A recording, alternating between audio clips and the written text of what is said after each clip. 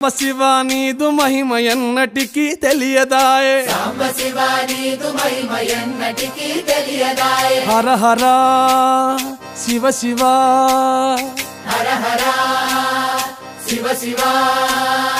గంగా జలము తెచ్చి నీకు అభిషేకము చేతునంటే మరి గంగా జలమున సేప కప్పల ఎంగిలంటున్నావు శంభో